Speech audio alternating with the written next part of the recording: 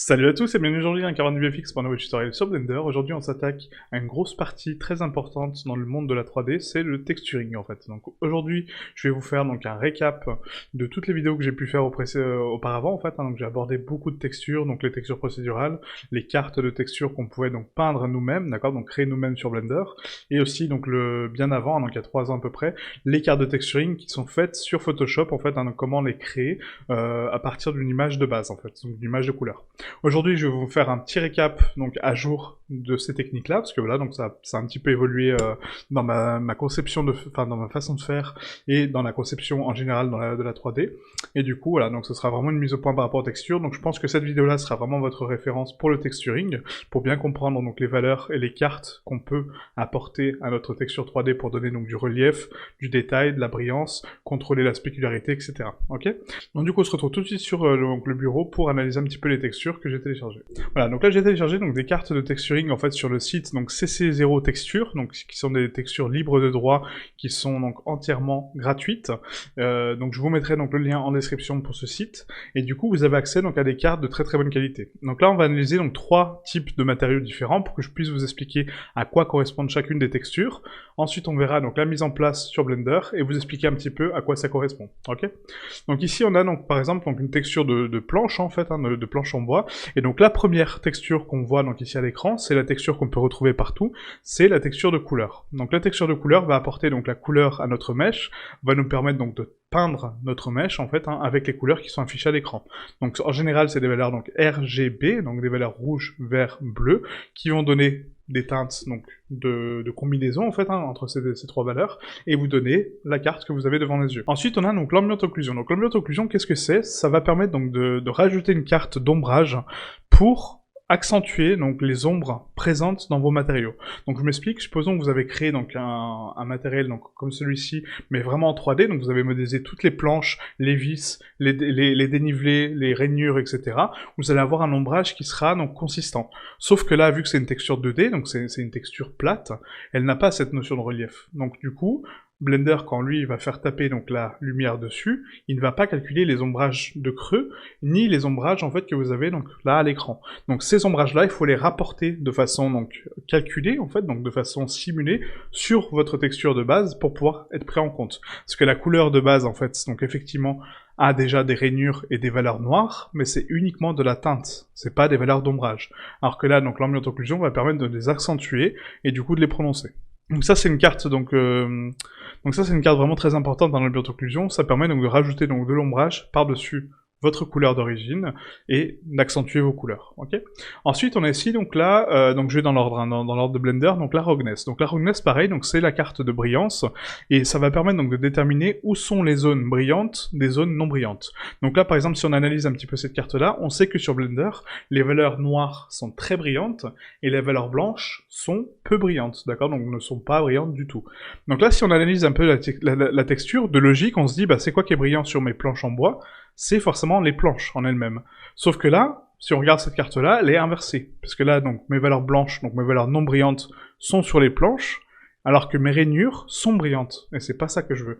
Donc par exemple, cette texture-là est adaptée pour d'autres logiciels comme Unreal, comme 3ds Max, etc., qui fonctionnent avec des valeurs inversées, donc des valeurs donc de blanc très brillantes et de noir pas brillantes, alors que Blender, lui, fonctionne à l'inverse. Donc c'est un petit peu chiant, en fait, de travailler comme ça, dans le sens où, voilà, je pense qu'il devrait vraiment le remettre en normal, pour que ça soit adapté partout pareil.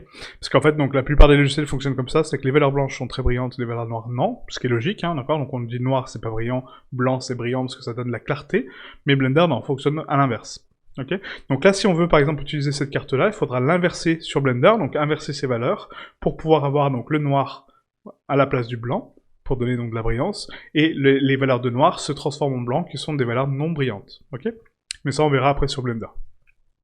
Ensuite, on a donc la metalness. Donc la metalness permet de définir pareil donc les zones qui sont métalliques ou pas.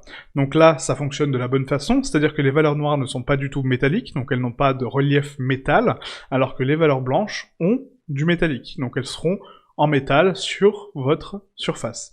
Donc la metalness, en fait, encore une fois, ça rapporte donc ce côté métallique, donc ce côté de brillance, et ce côté un petit peu rugueux, en fait, qu'a le métal.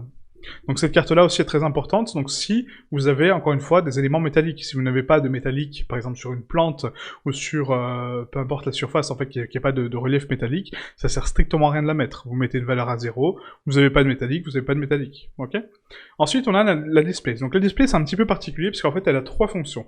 Donc elle a une fonction de displacement qui va rapporter donc du relief si on ajoute donc un modificateur de déplacement, donc ça j'en ai parlé dans une autre vidéo, hein, pour pouvoir déplacer sa géométrie en fonction de valeurs noires et de valeurs blanches. Donc rappelez-vous, les valeurs noires vont être enfoncées, les valeurs blanches vont être montées, alors que les valeurs grises vont être stationnaires, d'accord, donc vont être à plat. Ok. Donc là, ça permet donc de créer une carte de relief en réel. Mais cette carte-là aussi peut être utilisée comme carte de bump. Donc le bump, c'est quoi? C'est pareil, donc c'est du relief simulé. Et en fait, Blender va calculer ça pour dire, bah ok, donc les valeurs noires, logiquement, sont plus enfoncées, donc je vais rajouter donc une couche en fait donc de, c'est comme en fait une sorte d'ombrage et de brillance, c'est un mélange en fait un peu des deux, hein. La bump c'est un petit peu étrange comment ça fonctionne, mais en gros les valeurs hautes vont être un petit peu plus brillantes, un peu plus ressortissantes et vont avoir un ombrage prononcé sur leur coin, d'accord, pour dire qu'elles sont en relief, alors que les valeurs basses, bah ça va être l'inverse, elles vont avoir beaucoup moins de rugosité et vont avoir donc des valeurs de relief dans les coins, d'accord, donc les coins de la valeur noire, pour donner cet effet de profondeur. Donc c'est uniquement visuel, hein, c'est pas du vrai relief, mais ça permet de le simuler. Et ça permet de rajouter donc une valeur de détail à votre structure, puisque du coup c'est du détail de profondeur et de hauteur. Donc c'est pas forcément du détail en termes donc de consistance de matériel, ça ce sera la normal map qu'on va parler après, mais c'est vraiment donc des valeurs de hauteur qui vont permettre de définir quels sont les points les plus hauts ou les plus bas de ma texture, et du coup donc de jouer avec ces valeurs-là pour donner l'effet de relief. Donc c'est un faux relief, effectivement, mais ça donne l'effet. Et ensuite, on a donc la normale, donc qui est la dernière, d'accord, qui va se mélanger à tout ça, et la normale map, en fait, donc, elle est constituée de valeurs RGB aussi, donc rouge, vert, bleu, et les valeurs bleues, donc, vont être les valeurs en hauteur, donc les valeurs qui sont montées, les valeurs rouges vont être les valeurs qui sont, donc, dans la largeur, donc dans la longueur, hein, qui vont être étendues sur la longueur, et les valeurs Y sont celles qui vont être à la verticale, donc les valeurs qui sont dans la longueur. Ok. Donc du coup, cette carte-là est très importante pour le détail, puisqu'elle rapporte énormément de détails au niveau de votre mèche, et c'est tout le détail que vous n'avez pas avec la bump. Donc la bump seule ne suffit pas, la bump c'est uniquement des valeurs de relief, mais la normale c'est le relief en soi, donc c'est le relief pur, d'accord ? Donc il n'y a pas de notion de valeur de hauteur. On peut retrouver ici donc les rainures qui vont être retranscrites, mais la bump va accentuer ces valeurs en fait. Voilà, donc c'est un ajout. Alors que la normale, elle est utilisée vraiment pour le relief des planches, qui est ici très important, et que du coup on veut rapporter à notre texture. Ok. Donc ça c'est pour une texture de bois par exemple toute simple. Maintenant on va parler donc du deuxième texture, qui est ici donc le foliage, qui est un exemple aussi très probant. Donc le foliage en fait il prend deux paramètres qu'on n'a pas vu encore, c'est la subsurface, qu'on n'a pas ici, parce que du coup, donc la carte n'est pas générée par donc CCO texture, hein, donc voilà, mais on peut la générer sur Blender, je vous montrerai comment. Et l'opacité. Donc l'opacité, c'est quoi? Ça va permettre donc de déterminer donc les zones qui sont affichées ou pas de votre mèche. Donc là, par exemple, on a du foliage, donc du coup, c'est une plante, et on veut uniquement avoir la plante en soi. On veut pas avoir donc le reste autour. Donc c'est-à-dire que les valeurs noires seront transparentes et les valeurs blanches seront affichées. Donc ça permet de créer un masque, du coup, d'occlusion, donc un masque de transparence, pour permettre d'afficher uniquement les zones que je veux en blanc, et les zones en noir seront transparentes. Ok ? Et du coup, les zones en gris, si jamais vous avez du gris, seront entre le demi-transparent et le demi-apparent. Voilà, donc c'est des valeurs, encore une fois, de 0 à 1. 0, complètement transparent, 1, donc blanc, complètement apparent. Ok ? Et du coup, si vous jouez avec donc, les valeurs intermédiaires, bah, vous aurez les résultats intermédiaires correspondant aux valeurs noires ou blanches. Donc là c'est ça, et ensuite donc là j'ai repris donc une troisième texture pareil, donc avec un masque d'opacité, donc là c'est à peu près la même chose, sauf que là c'est important parce que du coup ça couple donc la metalness, l'opacité, et du coup pas mal de paramètres, donc on va la faire aussi. Ok. Voilà, donc du coup on va mettre en place donc ces trois textures sur Blender, et je vais vous montrer un petit peu, vous expliquer un petit peu le fonctionnement sur Blender du coup. Donc là on va créer quelque chose de très simple, on va créer juste des sphères en fait, hein, donc des sphères à partir de cubes, je préfère, parce qu'encore une fois donc les cubes, les sphères UV ont des triangles, et je n'aime pas ça. Donc subdivision de surface, on va mettre donc 6 niveaux, hein, on pourra avoir une belle sphère très polie, très parfaite, et on va projeter également une sphère par-dessus pour voilà, pour la peaufiner en fait, parce que du coup si la sphère en cube n'a pas toutes les mêmes dimensions, elle n'a pas le même diamètre au niveau de sa longueur et sa hauteur, et du coup ça donne pas une sphère parfaite. Alors que si on projette une sphère par-dessus un cube, bah ça donne une sphère parfaite. Ah, c'est juste pour ça. Ensuite, ma deuxième, on va la décaler donc sur l'axe X par 3. Donc ça va être ma texture donc de métal. Et la dernière, on va juste faire un plan en fait pour mon foliage, d'accord? Parce que le foliage donc c'est une texture donc de transparence et ça va donner origine à ma fleur. Hop, enfin à ma plante, à ma fleur. Donc là je vais le décaler de 6 comme ceci. Voilà. Ok. Donc maintenant pour la première, donc on va ici passer sur le petit onglet donc de matériaux et on va créer un nouveau matériel.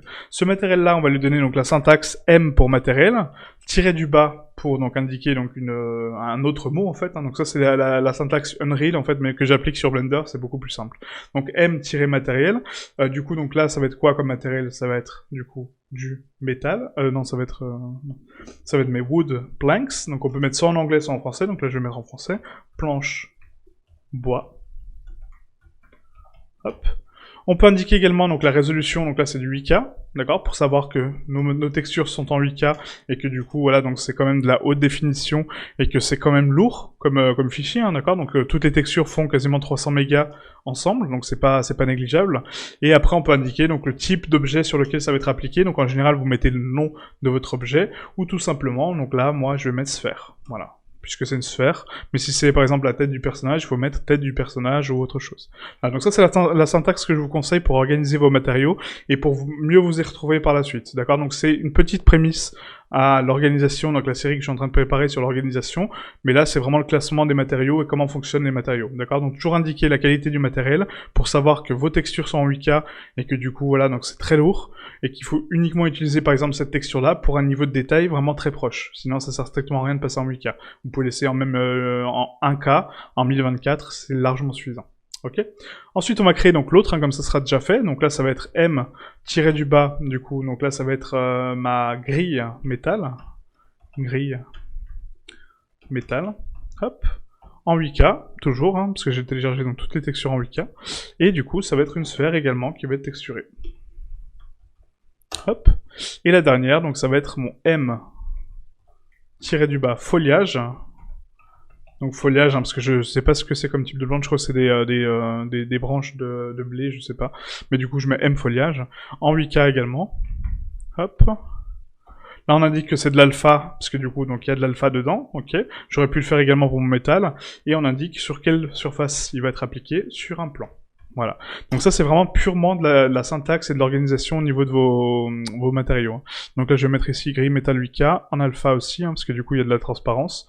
Ça aussi c'est bien de le préciser, pourquoi? Parce qu'en fait donc vos matériaux qui ont de l'alpha, donc de la transparence, sont beaucoup plus lourds et beaucoup plus gourmands en ressources que les autres, d'accord? Parce que c'est un paramètre en plus à calculer, hein, il faut calculer la transparence, et ça prend beaucoup de ressources sur les jeux vidéo, sur la 3D en général, et voilà, c'est bien de le préciser comme ça. Donc la personne qui va récupérer votre projet par la suite, ou même vous, quand vous allez revenir dessus, vous dites ok, donc ce matériel-là a de l'alpha, donc il faut que je fasse attention, pas trop l'utiliser, donc vraiment l'utiliser dans les cas où j'ai besoin, ok?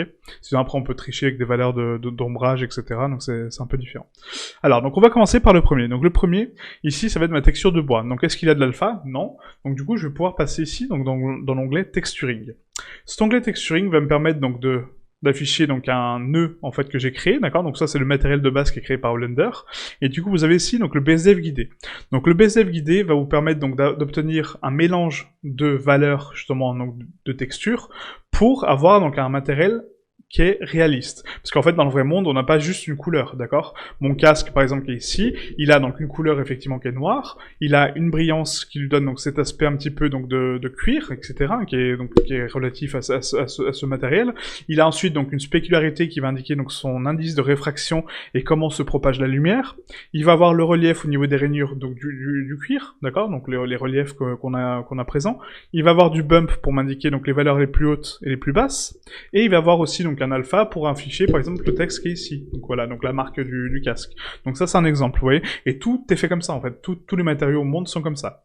Donc avec des petites variantes encore qu'on verra avec le foliage et du coup la métallique. Donc là pour la première texture qu'on va apporter ici, on va appuyer sur Shift A et on va rapporter donc un nœud de texturing. Donc le texture c'est quoi? C'est une texture image. Parce que c'est pas une texture que je vais créer, c'est une texture que je veux importer. Cette texture là du coup je vais cliquer sur ouvrir et je vais aller dans mon fichier ressources, chercher mon planks, donc mes planches en bois, et je vais prendre la couleur, d'accord? Parce que le premier paramètre pardon que j'ai ici, c'est ma couleur de base. La valeur ici, donc l'espace couleur, c'est bien du sRGB, donc ça c'est le profil de couleur, donc RGB, donc rouge, vert, bleu, et c'est bien une texture que j'apporte donc avec de la couleur, donc il faut la laisser en RGB, très important. Donc maintenant, la couleur, je peux la raccorder à la couleur de base, et là, si je passe donc en mode rendu avec Shift Z sur la sphère, on va pouvoir voir qu'elle va être texturée avec ma couleur de planche. D'accord? Donc là, je sais pas si j'ai bien fait de choisir une sphère pour cet exemple-là, parce que normalement c'est une surface plane, mais bon, c'est pas grave, c'est pour vous montrer, donc comme ça on a la texture ici. Donc là, on voit que ma texture est parfaitement appliquée, et du coup, j'ai ma texture en couleur qui est retranscrise. Par contre, si j'analyse effectivement cette texture, bah, j'ai pas forcément de notion de relief, à part les creux qui sont indiqués par mes valeurs noires, mon relief qui est indiqué par les valeurs hautes ici, donc les valeurs blanches, bah c'est pas, enfin voilà, c'est quand même très très plat comme résultat. Et c'est là que rentrent en jeu toutes les textures que je vous expliquais auparavant. Donc là, on va rapporter donc un nouveau nœud de texturing, donc une nouvelle texture image, et là on va contrôler le côté métallique, puisque c'est le deuxième paramètre que j'ai à prendre en compte. Donc les autres paramètres on verra après, hein, d'accord? Donc la deuxième texture c'est ma métallique, que j'ai en stock, hein, d'accord, que j'ai donc au niveau de mes paramètres. Donc je raccorde ma couleur à ma métallique, et là je vais ouvrir ma carte concernée. Donc là j'ai une carte qui s'appelle Metalness, qui va permettre encore une fois donc les valeurs noires d'être non métalliques, et les valeurs blanches métalliques. Donc là si je regarde donc maintenant à ce niveau-là, je vois que mes vis ont un relief supplémentaire que je n'avais pas tout à l'heure, et du coup sont devenus 100% métalliques. D'accord? Donc, sauf que là, la valeur métallique n'est pas forcément très bien retranscrite. Pourquoi? Parce qu'encore une fois, ça va être influencé par l'éclairage que vous avez et la brillance aussi. Puisque la métallique, certes, c'est du métal, mais s'il n'y a pas de brillance au métal, bah, le métal est tout simplement plat. D'accord? C'est du métal, mais il est pas brillant. Donc, ça va être à moi de rapporter encore une fois donc les valeurs de rugosité, donc de brillance, ça on en a parlé aussi, et de contrôler cette brillance. Donc là, on va regarder par exemple ici en vue de dessus. Je vais juste accentuer un petit peu donc la couleur de mon fond d'écran pour qu'on puisse avoir un peu plus d'éclairage. Je vais mettre voilà, un petit plan comme ça. On va mettre en full blanc. Ça sera beaucoup plus parlant. Excusez-moi, j'aurais dû le faire avant. Voilà, comme ça on a vraiment des couleurs retranscrites. Et là, on peut voir un petit peu le relief. Voilà, donc je vais zoomer sur cette zone-là, comme ça on va pouvoir voir donc les couches qui vont se mettre une par une. Et là, ça va être ma vue globale. Hop, comme ceci. Voilà. Donc maintenant qu'on a ça, je vais ici indiquer à Blender que là, est-ce que c'est des valeurs sRGB? Est-ce que c'est des valeurs de couleur que j'apporte? Non. C'est uniquement des valeurs donc, de 0 à 1. Donc encore une fois, donc, les valeurs de 0 sont noires, donc ce ne sont pas métalliques, et les valeurs de 1 sont entièrement métalliques. Et du coup, ce ne sont pas des valeurs donc, colorimétriques, donc il faut que j'indique à Blender que ce sont des valeurs non couleurs. C'est uniquement une carte qui va me permettre de contrôler donc, le slider qui est ici. Vous voyez, donc le slider, c'est bien des valeurs de 0 à 1. 0, ce n'est pas métallique. 1, c'est complètement métallique. Donc là, mon bois est entièrement métallique. Ok? Alors que là, cette carte-là va indiquer exactement la même chose. Elle va indiquer donc où sont les valeurs de 0 à 1 et comment les placer sur votre sphère. Et va indiquer donc les valeurs 0, pas métalliques, valeur 1, 100% métallique. Et donc, il faut que je dise à Blender que c'est des valeurs non couleurs. Très important. Ensuite, la spécularité, donc ça c'est un paramètre que je vais aborder juste après, hein, ça sera le dernier paramètre qu'on verra ensemble, pour que vous puissiez comprendre un petit peu comment ça fonctionne. Donc là, on a maintenant donc, la rugosité. Donc la rugosité, je vais faire la même chose, texture image, hop, on va raccorder donc ma rugosité à ma rugosité, et je vais ouvrir ma carte de Roughness. Donc la Roughness, c'est la rugosité. Rappelez-vous, cette carte-là, je vous en ai parlé tout à l'heure, c'est que là, actuellement, elle est inversée. Donc nous, ce qu'on veut, c'est l'inverse, puisque Blender travaille à l'envers. Il travaille, donc les valeurs noires sont très brillantes. Donc là, regardez, si je déconnecte mon nœud et que je mets donc une valeur de 1, c'est pas brillant du tout, d'accord? Donc les valeurs blanches ne sont pas brillantes, alors que les valeurs noires, donc les valeurs à 0, sont 100% brillantes. Vous voyez, donc là j'ai 100% de brillance, et du coup ça me donne un côté vraiment très très brillant à mon bois. Donc il faut que j'inverse cette carte-là, encore une fois. Donc pour l'inverser, donc je la raccorde ici à la rugosité, je vais l'ouvrir, hop, voilà. Et donc là si j'analyse, hein, comme je vous ai dit, donc du coup ça va être mes creux qui vont être brillants, vous voyez, donc là j'ai de la brillance au niveau de mes creux, mais mes planches sont parfaitement plates. Moi c'est pas ce que je veux l'inverse. Donc pour ce faire, on va ici faire Shift A, couleur, et je vais inverser ma couleur. Ce qui va avoir pour but donc d'inverser mon masque, et là vous voyez, donc les valeurs de base qui étaient dans les creux, donc brillantes, sont repassées à 0, donc sans brillance, donc à 1, et les valeurs blanches ont été transformées en noir et du coup sont parfaitement brillantes, d'accord? Donc ça me permet d'inverser la rugosité tout simplement. Encore une fois, il faut que j'indique à Blender que ce n'est pas des valeurs RGB, d'accord, pour peindre mon objet, c'est uniquement des valeurs non couleurs pour contrôler mon masque de brillance. Et là, voilà, j'ai un résultat beaucoup plus probant. Vous avez vu la différence quand je suis passé donc de RGB à non couleur? RGB, ça va mélanger donc des valeurs colorimétriques, d'accord? Donc voilà le résultat que j'ai. Donc c'est pas cohérent parce que du coup j'ai pas de densité propre, alors que non couleur, ça va contrôler uniquement les valeurs de rugosité. Voilà. Et là, j'ai bien mes creux qui sont pas brillants et mes planches qui sont brillantes. Aussi simple que ça. Voilà, donc ça c'était pour la roughness. Donc très important. Ensuite, les autres paramètres sont uniquement donc des ajouts qu'on peut faire nous manuellement, donc il n'y a pas forcément de cartes.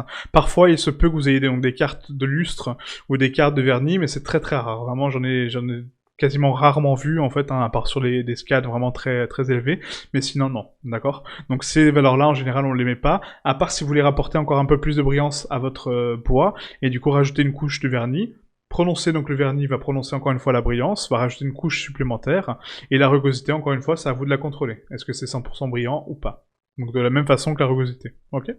Ensuite on a donc l'indice de réfraction qui est étroitement lié à la spéculaire, sauf que moi j'aime pas le contrôler comme ça, parce que pour moi c'est pas probant de mettre une valeur donc d'indice de réfraction et une valeur de spéculaire donc de 0 à 1 pour indiquer comment ça fonctionne. Donc pour ce faire, en fait, ce que je fais, c'est que la spéculaire, donc en général je mets un Fresnel directement dessus. Donc le Fresnel va permettre donc de contrôler l'indice de réfraction, donc comment se propage la lumière sur votre surface et comment les calculer. Sauf que là, vu qu'on a une carte de couleur, d'accord, donc une carte de rugosité, en fait, la spéculaire, c'est exactement l'inverse de la rugosité, d'accord? Donc la rugosité, rappelez-vous, hein, les valeurs blanches sont pas brillantes, les valeurs noires sont brillantes. Là, ma carte était inversée, donc du coup, j'ai dû l'inverser avec un couleur inversé, ok, pour remettre donc les valeurs correctement. Et là, ma spéculaire, je suis en train de vous dire que c'est l'inverse de ce que je suis en train de faire. Donc au final, c'est juste ma texture de base, puisqu'elle est déjà inversée d'origine. Okay, donc si je la raccorde à la spéculaire, ça va me permettre donc de déterminer donc les zones qui sont brillantes encore une fois ou pas, et comment la spécularité va agir dessus. Donc la spécularité, encore une fois, c'est la propagation de la lumière sur la surface, et comment la brillance va réagir en termes d'éclairage. Donc là, vu qu'on a un éclairage très diffus partout, en fait, on voit pas tellement le Fresnel, mais voilà, donc c'est à peu près à ce niveau-là. C'est au niveau de la réfraction vraiment des coins. Donc là, on verra pas tellement, ouais. Il aurait fallu que je fasse... Alors attendez, donc, je vais juste faire un petit réglage rapide pour vous montrer un petit peu. Je vais quitter donc cette scène-là, je vais la supprimer. Et on va juste mettre des lampes, des points lumineux. Hop. Comme ceci. Donc je vais décaler donc à 3. Tac. Et là, à 3. Ah, donc je mets une lampe pour chaque, hein, comme ça on aura donc une petite référence d'éclairage. Voilà, et du coup là ça me permettra d'avoir quelque chose de plus cohérent. Voilà, donc du coup c'est ça, hein, donc la Fresnel, hop, je vais vous montrer ici. Donc là je vais mettre en global. Excusez-moi du coup parce que je n'avais pas préparé la scène auparavant. Voilà.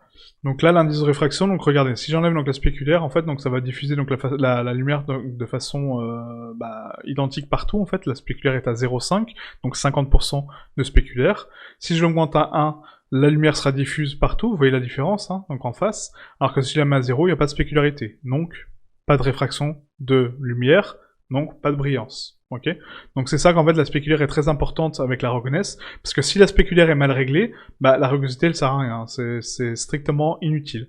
Donc très important la spécularité. Donc du coup je raccorde ma carte de roughness qui est inversée de base pour moi dans Blender, je la raccorde à la spécularité, et ma roughness, bah je l'inverse tout simplement sur ma rugosité. Et là j'ai une bonne valeur de spéculaire. Et ensuite on a donc l'indice de réfraction qui va permettre de dire quel est ce matériel et comment il réagit, parce que l'indice de réfraction c'est une valeur donc qui est scientifique, et tous les matériaux ont un indice de réfraction différent. D'accord? Donc par exemple pour je sais pas, le métal ça va être des valeurs un peu plus élevées, donc à 2, 2,15, etc. pour des valeurs très brillantes. Pour des choses en revanche moins brillantes, par exemple le bois, ça va être des valeurs à 1,25 par exemple. Vous voyez, un indice de réfraction. Et du coup ça permet donc de propager la lumière de façon différente sur la surface. Ok. Moi encore une fois, je n'aime pas travailler avec donc, les cartes de spécularité comme ça. Donc ce que je fais, c'est tout simplement mettre donc un nœud de Fresnel ici, et d'indiquer directement que mon Fresnel, c'est ma spéculaire, tout simplement. Donc, peu importe le matériel, mon Fresnel, c'est ma spéculaire. Donc, s'il a 1.20, il sera à 1.20 partout. Et du coup, ça me donne des meilleurs résultats, vous voyez. c'est que là, quand je le regarde de face, je n'ai pas de brillance, ce qui est normal, ce qui est logique, hein, dans la vraie vie, quand vous regardez quelque chose de face, on n'a pas de brillance. En revanche, quand on le regarde sur la surface, on a ce côté Fresnel, donc la propagation de la lumière qui va se propager sur la surface. Et là, c'est le cas, vous voyez, ma brillance commence sur les surfaces de ma sphère, mais quand je la regarde de face, j'ai rien. Donc pour moi, c'est un meilleur calcul de faire comme ça que avec une carte de spécularité et l'indice de réfraction qui est ici, qui au final pour moi sert à rien, quoi. Ok. Voilà, donc très important ça, ce valeur-là. Donc après, vous augmentez la spécularité comme vous voulez, mais oui, là on voit bien comment fonctionne le Fresnel. Donc là, une valeur très basse de Fresnel, donc de propagation, va me permettre, donc vous voyez, d'avoir un tout petit cercle de vision, et du coup la propagation de la brillance se fait quasiment partout. Ok. Alors que si je l'augmente, ça va augmenter mon cercle d'influence et uniquement propager la brillance autour. Donc là, on va mettre une valeur de 1.25 comme je vous ai dit. Voilà. Donc ça, c'était pour la spécularité. Ensuite, donc pour la normale. Donc pour la normale, encore une fois, donc la normale, c'est quoi? C'est la carte de normale, hein, comme je vous ai indiqué, mais aussi la bump, parce que la bump, en fait, c'est bizarrement une valeur de normale, donc c'est une valeur d'ajout de valeur de hauteur, et du coup, ça se plug également dans la normale. On n'a pas de nœud vraiment pour la bump, d'accord? C'est un couplage de normale avec la bump. Donc je vous explique ça tout de suite. Là, on va créer donc ici une texture image. Hop. Cette texture image, du coup, on va commencer par la carte de normale, hein, parce que c'est la valeur que j'ai à l'écran. Donc du coup, on va sélectionner ma carte de normale qui est ici. Voilà. Est-ce que c'est une donnée non couleur? Oui. Encore une fois, c'est pas une donnée qui va apporter de la couleur à mon mesh. Et du coup, donc là, si je raccorde donc ma couleur à ma normale, en fait, vous voyez que donc là, ça calcule donc mon mesh d'une façon très étrange. Ça va m'apporter du relief, certes, mais pas le relief que je souhaite, en fait. Ça m'a terni un petit peu mes couleurs, ça m'a enlevé tous les aspects que j'avais mis auparavant. C'est un peu étrange. Pourquoi? Parce qu'en fait, donc la carte de normale a besoin de passer par un vecteur de normale pour calculer que c'est une carte de normale et calculer justement donc ces axes X, Y et Z, d'accord? Parce que comme je l'expliquais, donc l'axe Z, donc les valeurs bleues sont les valeurs de hauteur, les valeurs X, les valeurs de largeur, et les valeurs Y, les valeurs de profondeur. Donc si j'ai pas un nœud qui indique à Blender ce que c'est, donc comment calculer ça? Bah du coup, quand je vais raccorder donc ma couleur à ma normale, il va dire bah ok, tu me donnes donc des valeurs de normale, mais je sais pas comment les interpréter en fait. Vous voyez? Donc pour moi en fait ce nœud là c'est un petit peu dommage qu'il soit pas couplé avec le vecteur de normale directement, mais c'est normal puisque vous allez voir pourquoi. Donc là on va rajouter donc du coup le vecteur qui nous manque, donc le vecteur de calcul qui va calculer les valeurs de normale, et ça va être une carte de normale, puisque c'est une carte de normale que j'ai rapportée. Donc là je le mets entre les deux, ok, donc ma couleur va dans ma couleur de carte, et la force va déterminer à quel point ça va me monter ou me baisser les valeurs. Et vous voyez donc là la différence? C'est complètement différent, d'accord? Donc le résultat est beaucoup plus probant comme ça. Là, j'ai vraiment mon relief qui ressort, donc mes rainures, qui commencent à ressortir. Encore une fois, c'est uniquement du relief pour les yeux. J'ai pas modifié ma géométrie, hein, c'est uniquement du relief pour les yeux. Et du coup, j'obtiens donc mes rainures qui sont beaucoup plus prononcées, mes reliefs plus prononcés, et mes vis également un petit peu plus prononcés en termes de courbature et du coup donc de délimitation au niveau de la jonction, vous voyez? Donc là, c'est parfait. Donc maintenant, cette valeur-là, je peux la contrôler donc ici avec la force pour l'augmenter ou l'enlever. Vous voyez, donc là, 0, j'ai pas de relief. À 1, j'ai beaucoup de relief. Et je peux partir sur des valeurs beaucoup plus hautes. Mais voilà, c'est à contrôler parcimonie. Hein. Donc c'est vraiment... la valeur de 1, en général, c'est la valeur que vous avez sur votre carte. Donc c'est parfait. Ok? Donc maintenant que j'ai cette valeur-là, je veux aussi coupler ma bump. Parce que là, ma bump, bah, je sais pas trop la raccorder. En fait, on n'a pas forcément de nœud pour la raccorder ici. J'ai ici donc une valeur de déplacement. Donc je me rappelle, oui, displacement, ça veut dire la même chose, donc peut-être que c'est ici, mais ça fonctionne différemment. Donc le displacement que vous avez ici, donc à la sortie du matériau, c'est uniquement pour donc les valeurs sur cycles, parce que actuellement Eevee ne calcule pas donc le déplacement de cette façon avec les textures, malheureusement. Peut-être que ça arrivera plus tard, mais pour l'instant c'est pas le cas. Donc pour rapporter le déplacement ou la bump, peu importe, hein, c'est comme je vous dis, c'est exactement la même valeur. Hein. Il faut le raccorder à un nœud de bump, et ce nœud-là, il est ici, donc dans vecteur bump. D'accord? Donc le nœud de bump, il fonctionne de la même façon que la normale, sauf que là, si on regarde, il faut que je raccorde ma normale ici, d'accord? Ma normale, elle est ici, donc du coup, il faut que je la prenne, que je la raccorde à mon vecteur de bump, et cette valeur-là, donc la valeur qui sort, va être ma normale finale. Ça va être une jonction. Donc ma bump va calculer encore une fois les valeurs donc hautes, basses, en fonction de valeurs de gris, de blanc et de noir, ce que je vous expliquais au début, et la normale, elle, va rapporter des valeurs sur l'axe Z, X et Y en termes de détail. Donc c'est complètement différent. C'est pour ça que c'est bien de coupler les deux. Il faut toujours une carte de normale et une carte de bump pour avoir un relief parfait. Ok. Donc là, la normale, je vais la descendre, hein, parce que du coup, mon nœud est en bas. Et ma première valeur, ça va être quoi? Ça va être ma bump. Donc la bump, c'est texture image. Hop. On ouvre ma carte de déplacement, puisque c'est la même chose, hein, comme je vous ai expliqué. Donc le displacement. Mes valeurs basses, les valeurs noires, vont être creusées, et les valeurs hautes vont être remontées. Et donc là, regardez, si je passe donc ce masque-là, encore une fois, en non-couleur, parce que ça va contrôler uniquement des valeurs, je raccorde ma couleur à ma hauteur de bump, parce que ça contrôle la hauteur, hein, ça contrôle pas la force ni la distance, ça contrôle la hauteur, et là, je prononce mon relief encore plus, vous voyez. Donc là, j'ai vraiment mes crevasses qui sont vraiment creusées à l'intérieur, donc le résultat est complètement différent, et mes valeurs hautes qui sont remontées, vous voyez. Donc toutes les rainures que j'ai apportées avec ma normale sont boostées vers le haut, ok. Regardez la différence, donc sans bump, 0, que du relief, à 1, je concentre, donc je précise le relief où il est. Mes valeurs basses, c'est celle-là, ok. C'est ici qu'il y a un creux. Mes valeurs hautes sont ici, je les remonte. Tout simplement. Et c'est uniquement visuel, vous voyez, en fait, ça va jouer sur des valeurs d'ombrage. Regardez comment ça agit. C'est uniquement des valeurs d'ombrage et de brillance. Ma brillance se dissipe sur les coins et les rapporte sur les creux, pour les creuser. Et du coup, sur les valeurs hautes, pardon, ça va les concentrer, donc ça va les propager. Au lieu que ça soit diffus partout, comme là c'est le cas, ça va uniquement les concentrer sur les valeurs de relief pour m'indiquer qu'il y a du relief ici. Vous voyez, donc c'est purement visuel en fait, hein. C'est juste un effet d'optique qui donne cet effet de relief. Et là, j'ai quelque chose de parfait. Ok? Voilà. Donc là ensuite, donc la force, donc la bump est un petit peu particulière à régler. Donc la distance, c'est la distance d'affichage. Donc la distance, en fait, par exemple, quand vous êtes à 1 mètre, c'est-à-dire que c'est un relief qui va être donc prononcé pour des rendus de loin. Ok. En revanche, si je fais des rendus de près, par exemple comme ceci, il faut que je règle ma bump en fonction. Ça, c'est très important. Donc là, par exemple, la bump ici, je vois qu'elle est quand même beaucoup trop précise, d'accord. Donc beaucoup trop grande, parce que ça me donne beaucoup de relief quand même. C'est pas très joli. Donc pour ça, il faut réduire donc la distance à 0.1, parce que je la regarde de près. Vous voyez, donc je récupère ma valeur de spécularité. Très bien. Et la force, pareil, il faut que je la règle en fonction. Si je veux plus ou moins de bump, hein, d'accord. Donc là, c'est à moi de régler. On va mettre une valeur à 0.75. Je pense que c'est largement suffisant. Et voilà. D'accord? Donc je récupère quand même la spécularité de ma surface, donc les valeurs que j'ai mis avant, et là c'est vraiment propre. Donc ça c'est très important parce que la bump peut être très puissante, et pour la contrôler, ce que je vous conseille de faire, c'est donc d'activer donc l'add-on Node Wrangler, donc ici, préférence add-on. Vous activez donc le Node Wrangler, qui est ici, hop, voilà, qui est inclus dans Blender, hein. Et du coup ce nœud-là, en fait, enfin cet add-on vous permet donc de visualiser vos cartes en temps réel.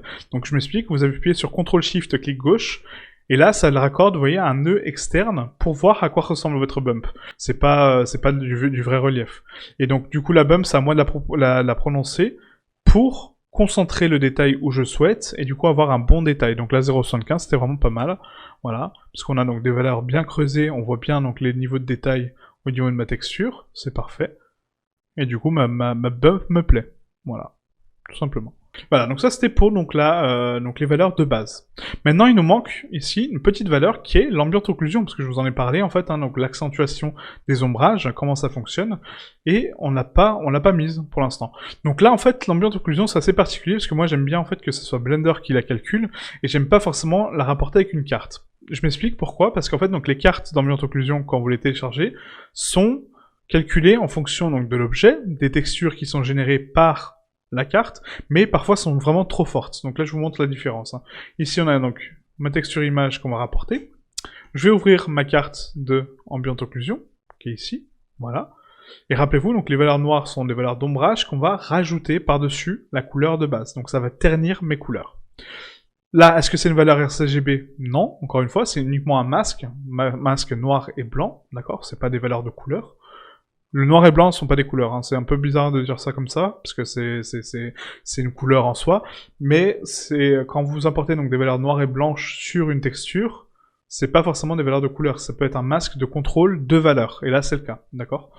Donc du coup, cette ambient occlusion, maintenant je veux l'ajouter à ma couleur de base, donc pour ce faire il faut que je mélange mes valeurs RGB, ok? Donc je mélange ma valeur RGB, ma valeur de couleur, plus mon ambient occlusion. Ok. Maintenant, il faut que j'indique à Blender c'est quoi comme valeur. Donc là, c'est des valeurs noires et blanches.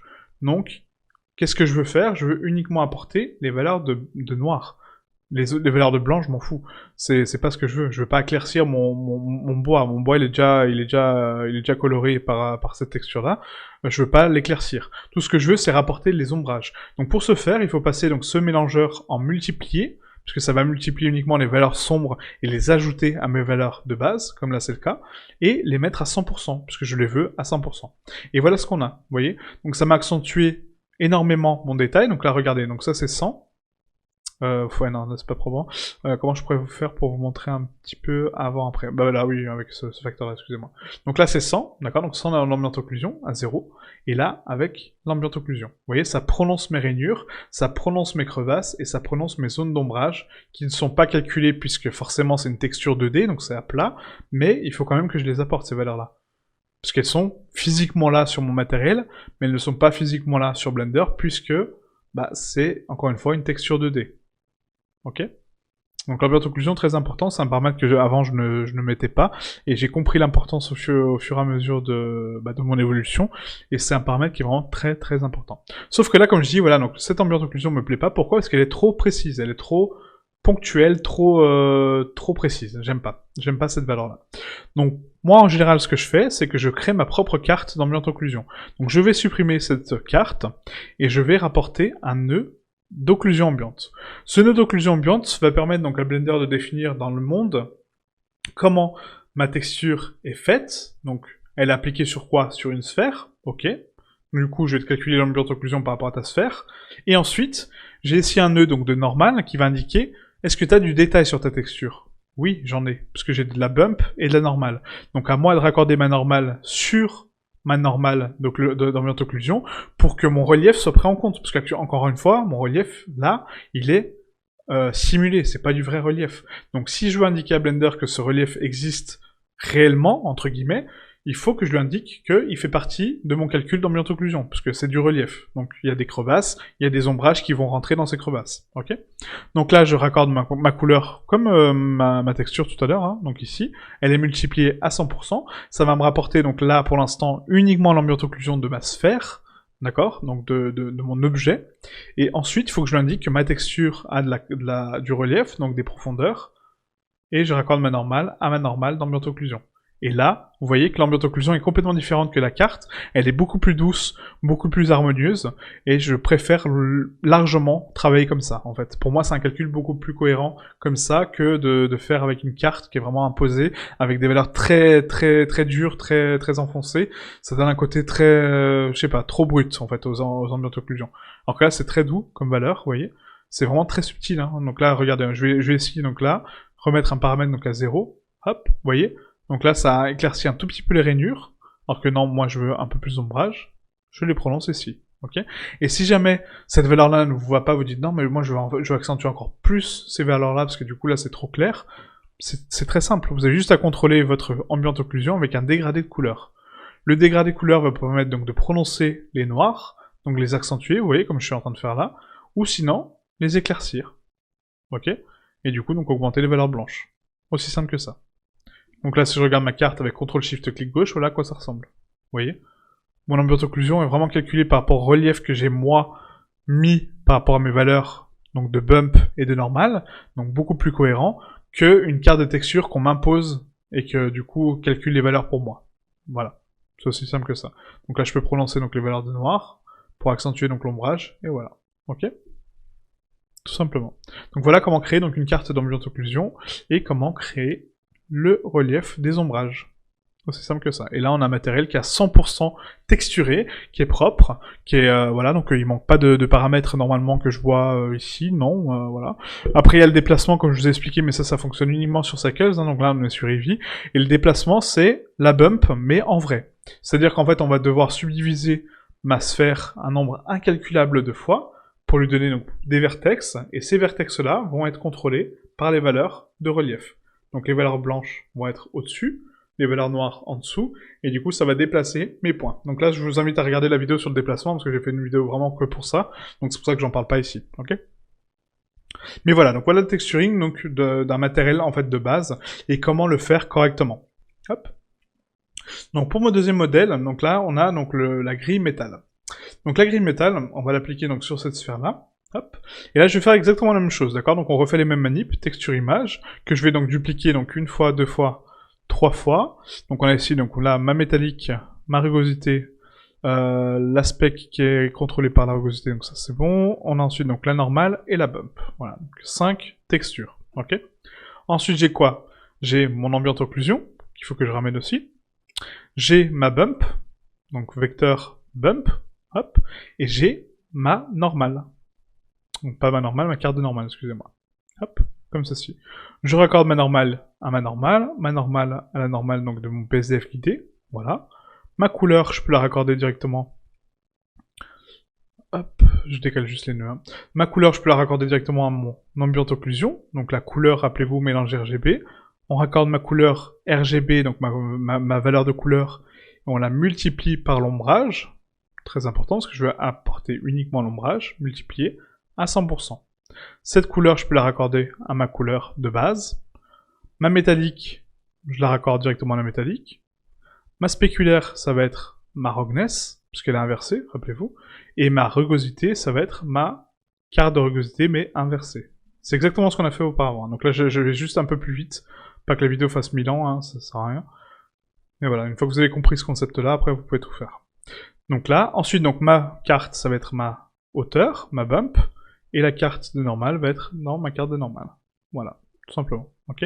J'ai créé mon shader, du coup, il est propre. Maintenant, je vais appliquer donc mes différentes textures. Donc là, on va ouvrir donc la première texture qui est ma couleur. Hop.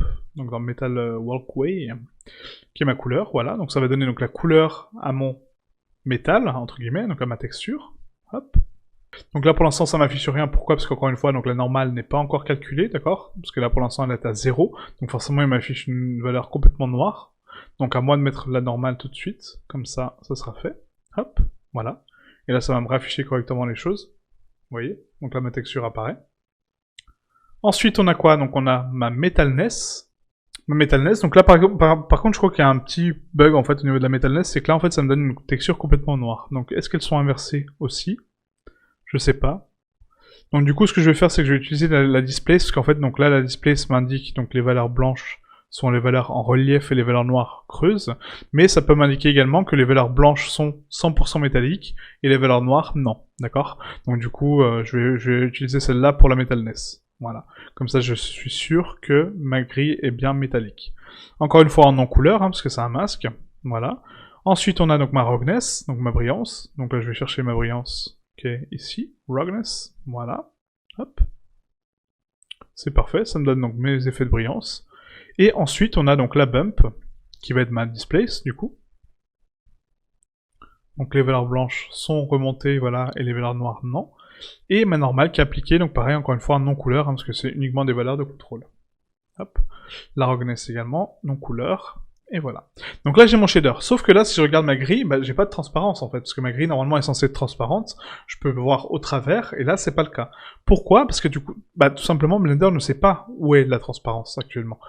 Il faut rapporter une carte, donc une 6e carte, qui est ma carte de alpha, qui est ici. Vous voyez, donc l'alpha c'est la transparence ou pas. 0, 100% transparent, je ne vois rien.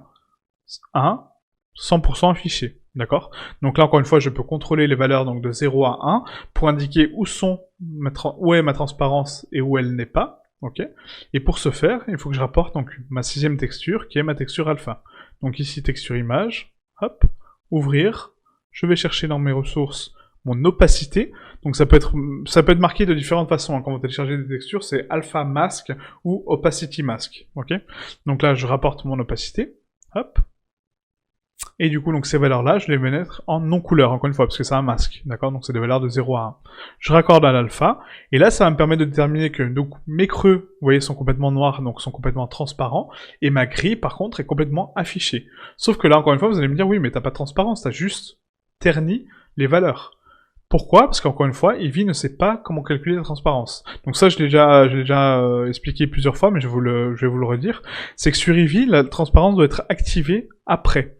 Donc en fait, je m'explique, c'est que là, actuellement, si je regarde donc ici au niveau des paramètres de mon matériau, on a ici donc les réglages des modes de mélange. Donc comment sont mélangées les couleurs, comment agit mon matériel sur Eevee. Là, actuellement, je suis en opaque. Donc opaque, ça gère uniquement 3 canaux, les R, G, B. d'accord? C'est uniquement des valeurs colorimétriques. Donc si je lui indique qu'il y a de l'alpha ou de l'opacité, lui il s'en fout, il me dit bah non, moi je suis RGB, c'est tout, je sais pas ce que c'est l'alpha. D'accord? On l'inclut dans le BSFIT, donc il est présent, mais mon matériel actuellement n'est pas prêt pour recevoir cette information, d'accord? Donc cette valeur de transparence. Donc pour lui dire que il devient, donc il va se transformer en alpha, il faut lui indiquer que son mode de mélange c'est pas en opaque, mais c'est en limitation alpha. D'accord? Donc du coup ça devient du RGBA, donc RGB, donc rouge, vert, bleu et A, alpha. Et du coup, maintenant, je peux lui indiquer une valeur d'alpha comme je l'ai fait, d'accord, avec mon masque, et il va pouvoir me la calculer. Pour me dire, ok, bah là, maintenant, je suis en alpha, donc mes valeurs noires vont être transparentes, mes valeurs blanches ne seront pas transparentes. Donc j'active le mode d'ombrage, le mode de mélange, pardon, limitation alpha, et ma sphère devient transparente, vous voyez? Donc mes zones de masque deviennent transparentes, et j'ai ma grille qui est parfaitement texturée. Je vois au travers, je vois ma texture au travers. Ok? Voilà. Donc maintenant, le mode d'ombrage est également très important aussi à prendre en compte, c'est que si j'ai une limitation alpha au niveau de mon ombrage, c'est-à-dire que quand ma lumière va taper sur ma surface, donc là je vous montre rapidement, je vais ici mettre un plan tout simple, hop, juste pour vous montrer rapidement ça. Tac, on va faire un scale comme ceci, voilà. Et juste mettre une scène noire en fait, hein, pour pas avoir d'ombrage diffus comme ça. Voilà, on va créer donc une nouvelle scène toute simple, en complètement noir. Je fais vite, hein, excusez-moi, parce que là c'était pas le but de la vidéo. Je vais juste accentuer donc les valeurs des lampes. On va mettre à 200 watts, tiens. 200 watts. L'autre aussi. Hop. Et l'autre aussi. Voilà. Donc là je vais désactiver donc l'éclairage droite et gauche. Voilà, comme ça j'ai que le central. C'était pas celui-là du coup, c'était l'autre. Hop, le 2. Voilà. Et voilà, donc là voilà ce que j'ai, vous voyez, en fait, donc là sur ma propagation donc d'ombrage, bah j'ai pas ma sphère qui est retranscrise, j'ai uniquement ma sphère, mais j'ai pas mes zones d'alpha. Normalement elle est transparente, donc la lumière est censée passer au travers pour être dissipée proprement autour, chose qui là n'est pas le cas.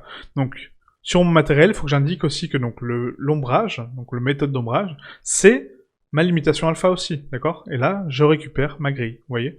Donc ça c'est très important aussi à prendre en compte parce que donc la plupart des gens mettent l'alpha donc c'est très bien, mais si vous mettez en opaque, bah ça sert à rien quoi. L'ombrage sera pas cohérent quoi. Ok. Donc vous mettez en limitation alpha et on récupère les valeurs d'ombrage. Ok. Donc là bon après l'ombrage est mal réglé, mais vous avez compris le concept. Ok. Voilà pour les texturing alpha.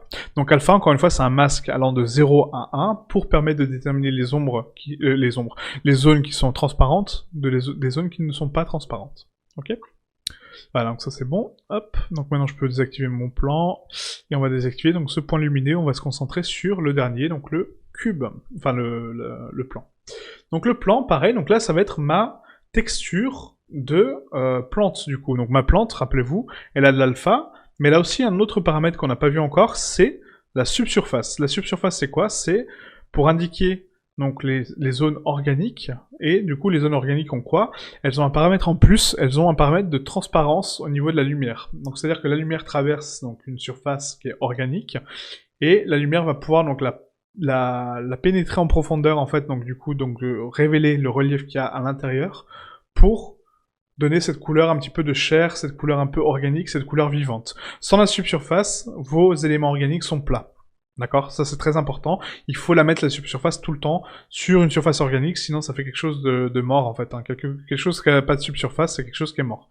Quelque chose qui est pas vivant en fait. Voilà, tout simplement. Et du coup ça rapporte un côté chaleureux. Donc pour ce faire, on va recréer encore une fois un shader tout simple. Hein. Donc texture, image. On va rapporter donc mes textures ici pour ma plante. Hop, excusez-moi, je me suis trompé, c'est celle-là, foliage. Et là, là j'ai un peu moins de texture, hein, parce que du coup, c'est du foliage. Donc j'ai ma color, ok. Donc l'ambient occlusion, ça sert à rien, parce que du coup, c'est une transparence sur une feuille, donc ça sert strictement à rien. Donc ça va être du RCRGB. Je vais juste remettre mon éclairage propre, pour qu'on puisse voir un petit peu mieux ce qu'on fait. Hop, voilà. Et je vais désactiver ma lampe. Comme ceci. Voilà. Donc là, je vois donc donc là, je vois mes brindilles qui commencent à apparaître, hein, d'accord. Donc normalement, il faut les découper une par une pour faire quelque chose de joli. Là, c'est vraiment pour vous montrer. Hein. Je vais faire ça rapidement. Donc ensuite, on a donc la deuxième texture qui est ma rugosité, parce qu'on n'a pas de métalness, hein, c'est pas quelque chose de métallique. Donc je raccorde ma rugosité ici. hop, je l'inverse, rappelez-vous, hein, faut l'inverser, parce que du coup elle est inversée sur la plupart des logiciels, et la première va sur ma spéculaire. Donc encore une fois, on aurait pu mettre un Fresnel, mais là, comme je dis, je fais pas ma méthode d'habitude, on va utiliser les textures. Mon foliage, du coup, je vais chercher donc ma roughness, voilà, je la mets dedans. Est-ce que c'est une donnée couleur? Non, c'est une donnée non couleur, c'est uniquement une donnée de brillance, et voilà. J'ai ma spéculaire, j'ai ma feuille. Ensuite, on rapporte donc le deuxième... Ensuite, on rapporte donc la troisième texture qui va être donc ma normale, convertisseur, donc hop. On prend un vecteur carte de normale, on raccorde donc la couleur à la normale, et la normale à ma normale. Donc, comme ceci. Je vais ouvrir ma texture, je vais aller chercher donc ma carte de normale, et je l'ai ici. C'est parfait. Maintenant, il faut que je lui indique également que c'est une donnée non couleur, très important. Et je vais apporter donc ma displace, donc ma bump. Hein. Voilà, displace ou bump, c'est la même chose. Texture image. Tac.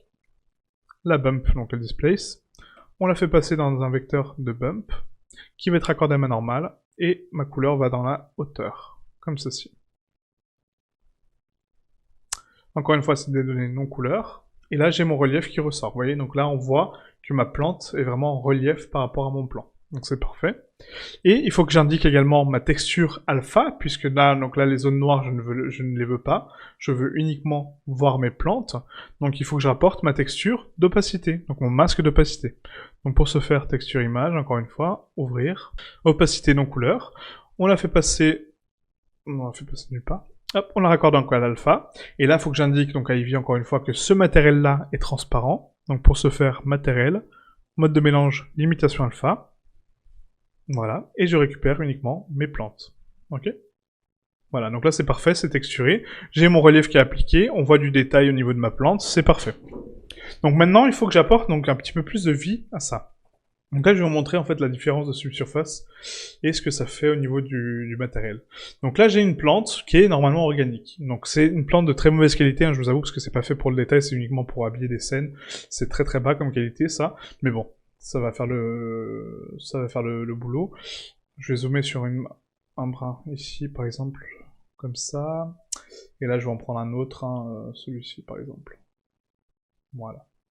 Ok. Donc maintenant la subsurface c'est quelque chose qu'on doit créer parce que comme je vous ai dit donc c'est pas quelque chose qui est inclus et en fait donc en général la subsurface qu'on fait la plupart du temps hein, c'est que les gens se prennent pas la tête à créer des masques de subsurface, ils prennent la couleur de base, ils la font passer sur un dégradé de couleur, ok, on raccorde donc la couleur à mon dégradé de couleur, voilà, et ensuite donc ce dégradé de couleur va être influencé par une rampe en fait hein, donc de couleurs avec des couleurs différentes. Donc là, en général on met 3 couleurs, hein, donc on met donc une couleur foncée qui va indiquer donc les zones foncées, donc là par exemple c'est un brin d'herbe, donc on va mettre quelque chose de vert un peu plus foncé comme ceci, voilà. Une couleur un petit peu plus claire qui va être mes couleurs donc de teinte verte mais un petit peu plus tronquées comme ceci, et les valeurs basses qui vont être donc les valeurs par exemple de jaune que j'ai ici, qui vont être ces valeurs là, tac, voilà, comme ceci. Ok, donc là c'est vraiment grossier hein, comme masque. Et ce masque-là, on le raccorde à la couleur de subsurface, et du coup ça va me donner donc un masque précis par rapport donc, à la couleur que j'ai sur ma scène, et rapporter de la vie à ma plante. Sauf que là, donc j'ai raccordé ma couleur, mais on voit pas de différence. Pourquoi? Parce qu'encore une fois, il faut régler donc l'intensité de subsurface.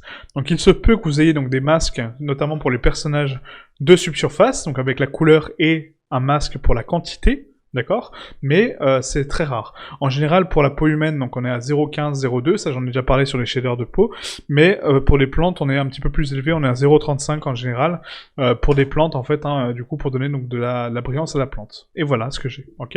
Donc du coup ça va me rapporter très peu de détails, hein, d'accord? Donc on le voit pas forcément sur ce mesh là, parce qu'il est, comme je dis, de très mauvaise qualité et très bas. En fait, hein, c'est très très petit, mais sur une plante un petit peu plus grande, sur des choses un petit peu plus grandes, vous allez voir la différence, ça donne un côté beaucoup plus chaleureux et beaucoup plus vivant, d'accord? Ça fait ressortir les teintes qui sont présentes dans votre plante en fonction de la lumière de la scène. Voilà. Donc selon comment vous allez éclairer votre scène, la lumière va taper sur votre surface et va afficher en fait les couleurs que vous avez mis sur la subsurface, vous voyez, donc les couleurs que vous avez mis à l'intérieur, c'est les couleurs de chair si vous voulez. Donc ça c'est pour tous les paramètres de carte que vous avez besoin pour texturer vos objets.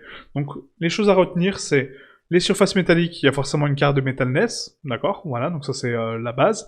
Les couleurs, donc, de base, donc tous les autres matériaux, donc quasiment 89% des matériaux qui n'ont pas de metalness sont texturés comme on a fait pour le bois. Donc toujours une couleur, une spécularité, une roughness, une ambient occlusion, calculée avec Blender ou pas, comme vous voulez, peu importe, hein, ça peut être une carte d'ambient occlusion comme on a vu, la normale et la bump, ok? Ça c'est très important, c'est toujours les cartes qu'il vous faut pour avoir un côté réaliste. Ensuite, la métallique, bah voilà, il y a juste la metalness qui se rajoute à toutes ces cartes-là, et ensuite, l'opacité, donc la carte d'alpha, pour indiquer les zones de transparence ou pas, ok? Si votre matériel en a ou pas, tout simplement. Et l'activer sur Eevee, très important. Voilà, donc ça c'était pour donc, le texturing sur Blender et comment le faire. Alors maintenant qu'on a fini donc le texturing en fait donc sur Blender, je vais vous montrer comment créer vos cartes de texturing sur Photoshop. Donc pourquoi Photoshop? Parce que du coup il y a un meilleur contrôle en termes de valeur, en termes de réglage sur Photoshop que sur d'autres logiciels. J'ai ShaderMap aussi qui est très très bon pour le calcul de texture, mais pareil il y a beaucoup de paramètres à prendre en compte, donc c'est un petit peu plus complexe et j'aurai pas le temps de vous rentrer dans les détails dessus, mais en tout cas c'est comme ça que je génère mes cartes hein, avec ShaderMap. Vous avez Crazy Bump aussi et Materialize aussi qui est ici mais qui est pas ouais. Enfin voilà, c'est pas ultra complet, mais voilà, ça fait bien le boulot, c'est gratuit, donc profitez-en, c'est vraiment un très très bon logiciel pour vos textures. Nous on va travailler sur Photoshop, parce que voilà, donc c'est la même façon de travailler que sur GIMP ou sur d'autres logiciels qui sont gratuits, et du coup ça vous permet donc de calculer vos cartes en fait donc de texturing de façon très propre, et du coup d'avoir de bons résultats, ok? Donc du coup on va regarder ça tout de suite. Alors donc là on va essayer donc de recréer les textures que j'ai au niveau de la texture de bois qu'on a importée, d'accord? Donc là, je vais retourner ici sur mon matériel de bois, et on va prendre uniquement la color, d'accord? Donc on va partir uniquement de la couleur de base. La couleur de base, donc actuellement, est en 8K, donc j'ai ma couleur de base. Hop. Et du coup, donc on a ici donc des filtres 3D qui nous permettent donc de calculer donc une carte de relief et une carte de normal. Sauf que là, la carte de relief, en fait, quand on l'active avec donc cette méthode-là, encore une fois, quand on part d'une couleur de base, ça va en fait juste avoir pour but donc de me dire bah, toutes les valeurs noires que tu as, donc les valeurs les plus sombres sur ta photo, sont enfoncées et les valeurs hautes sont les valeurs plus claires. Sauf que c'est pas bon. C'est pas bon du tout, parce que là, vous voyez, en fait, la carte de normal que j'ai, en fait, la carte de BAM, pardon, elle est complètement enfoncée, donc pour la plupart, et j'ai des tout petits reliefs au niveau, donc, de mes rainures, et au niveau de mon bois, donc c'est pas du tout probant, vous voyez, donc là, elle est pas exploitable, clairement. Et j'ai beau, ici, donc, changer les paramètres, donc, de mes valeurs, ici, donc, au niveau de la hauteur, bah, ça marchera pas forcément bien, d'accord? Donc, cette méthode de calcul, clairement, n'est pas bonne. Pourquoi? Parce qu'en fait, elle est pas physiquement correcte. Elle va vous calculer effectivement par rapport à la photo, donc on lui dit bah ok, tes valeurs les plus sombres sont enfoncées et les valeurs les plus hautes sont les valeurs claires, tout simplement. Il va faire ça bêtement. Alors que nous c'est pas ce qu'on veut. On veut effectivement quelque chose de similaire, mais on veut quand même avoir le contrôle dessus. Donc pour ce faire en fait, pour créer donc vraiment une carte de relief probante, il faut créer donc ici des valeurs donc noires et blanches déjà. Donc on convertit notre valeur noir et blanc. On fait OK, on laisse par défaut. Et ensuite, maintenant, c'est à nous de régler le contraste des valeurs pour régler donc la hauteur des blancs et la hauteur des noirs. D'accord? Parce que là, on a vraiment un contrôle. Chose qu'on n'a pas avec la carte de relief, encore une fois. Donc ici, pour ce faire, donc on va ici donc dans Réglages, noir et blanc, hein, comme je viens de faire. Et on va ici maintenant jouer avec les courbes. D'accord? Donc les courbes RGB. Les courbes sont définies par donc des valeurs basses qui sont ici, d'accord, donc les valeurs sombres, et les valeurs hautes par les valeurs ici, d'accord, donc ça c'est les valeurs blanches. Donc les valeurs noires, je vais les prononcer, ok, pour les creuser donc à l'intérieur, et les valeurs hautes, je vais les monter au fur et à mesure pour créer ma carte de relief, d'accord. Donc là, hop, un tout petit peu moins comme ceci, et maintenant mes valeurs hautes, on va les remonter comme ceci. Voilà. Et là, j'ai une jolie carte de relief, puisque là, donc, j'ai mes rainures qui sont effectivement enfoncées, j'ai mes reliefs du bois qui sont bien retranscrits puisqu'ils sont des valeurs hautes, j'ai une belle carte de relief, qui est contrôlée, encore une fois, que je peux modifier sans problème. Hein. Là, je peux jouer avec mes valeurs ici, prononcer plus les rainures, prononcer plus les valeurs, et du coup, faire une carte comme je le souhaite. Ok. Mais de base, il faut vraiment donc prononcer les blancs pour les remonter, comme ceci, prononcer donc les noirs pour les accentuer vers le bas, mais pas dans la globalité, et avoir une valeur contrôlée, donc du coup rapporter ma courbe comme ceci, et avoir donc des valeurs contrôlées comme ceci. Hop, comme j'ai fait tout à l'heure. Voilà. Comme ceci, voilà. D'accord? Donc voilà comment créer donc une carte de relief propre et du coup qui est cohérente en fonction de votre géométrie. À vous de la contrôler en fonction de comment agit votre géométrie. Là ok, j'ai du blanc, donc c'est à dire que c'est en relief. Là j'ai du creux, donc c'est du noir, ok. Là j'ai trop de noir par contre, donc du coup je vais réduire donc un petit peu les valeurs de noir, on va les accentuer un peu moins, ok. Je vais prononcer un petit peu les blancs. Et on va rapporter les noirs un petit peu vers le bas. Hop. Voilà, comme ceci. À vous de gérer la courbe comme vous voulez, ok? Donc ça, c'est une carte de relief. Est-ce qu'elle peut être utilisée pour la carte de Rogness? Oui, parce que du coup, j'ai mes cartes en relief qui sont ici, donc du coup, j'aurai beaucoup plus de brillance, mais mes cartes, mes valeurs donc noires en profondeur seront ici, d'accord? Donc encore une fois, elle est inversée. Il faut que je l'inverse, moi, sur Blender, pour avoir la carte de Rogness, ok? Ensuite, on a ici donc la carte de normale. Donc la carte de normale, c'est très simple, hein, donc je vais faire un CTRL-Z. La carte de normale, par contre, elle est bien gérée par Photoshop, donc 3D. Donc on va ici donc dans Filtre, 3D, carte de normale, ok, et ça va me générer une carte de normale en fonction donc de la couleur, encore une fois, de la texture. Est-ce que c'est probant? Oui et non, ça donne des bons résultats. Clairement, pour la carte de normale, j'ai pas grand chose à dire, ça marche plutôt bien. Vous voyez, on retranscrit bien le détail, c'est quand même propre, il n'y a pas grand chose à dire, d'accord? Donc on n'a pas forcément beaucoup de notions de profondeur, d'accord? Donc à nous de régler donc le flou pour donc la normale, hein, ça on veut pas de flou. L'échelle de détail, on va la monter à 120% parce qu'on veut vraiment beaucoup de détails au niveau de la normale. Et ensuite, vous pouvez régler donc ici les valeurs pour les accentuer en termes de hauteur, pour apporter du détail, mais c'est pas forcément probant, quoi. C'est pas forcément probant. Non, ouais. Non. Mais en général, voilà, donc c'est une bonne carte de normale pour commencer, c'est vraiment pas mal, quoi. Ça donne vraiment des bons résultats. Donc ça, c'était pour la carte de normale. Ensuite, donc on a la Rogness, que je vous ai montré, hein, donc c'est exactement la même chose que le bump, mais inversé. On a ensuite donc là-haut, oui, donc là-haut, c'est important aussi, donc l'ambiance occlusion. Donc l'ambiance occlusion, au final, si on regarde, c'est encore une fois donc un noir et blanc, d'accord? Donc on transforme notre image en noir et blanc. On va ici, donc avec le réglage des courbes, et le but, c'est d'accentuer uniquement les ombrages. Donc je monte mes valeurs blanches au maximum. Quand je dis au maximum, c'est vraiment maximum, hein. Donc je monte les valeurs de blanc, et je laisse uniquement les valeurs d'ombrage, donc les valeurs de rainure. Donc là, à moi de régler donc les valeurs ici. Excusez-moi, parce que c'est un peu délicat à faire ça. Hop, voilà, comme ceci. Ok. Et là, je descends donc ma courbe de valeur de blanc pour avoir uniquement l'ombrage où je souhaite. Là, c'est bon, j'ai déterminé donc les zones d'ombrage. Je booste mes noirs. Hop. Là, c'est bon, j'ai mon ombrage. Maintenant, je booste mes noirs. Donc, je prends ici ma courbe, je la descends pour booster mes noirs et je les accentue. Ok, encore en fonction de ce que vous voulez. La carte d'occlusion ambiante, encore une fois, pour moi, générer là avec Blender, c'est beaucoup plus simple, mais vous pouvez la créer aussi sur Photoshop, il n'y a aucun souci. Hein.